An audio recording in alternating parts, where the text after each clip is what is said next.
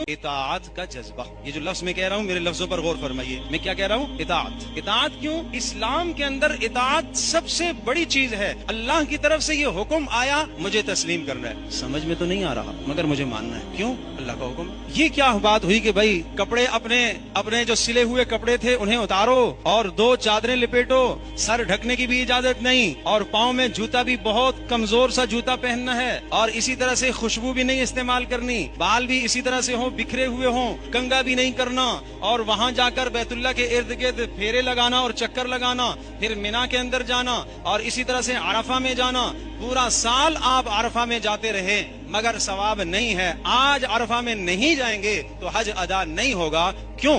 حج نام ہے اتباع اور اطاعت کا.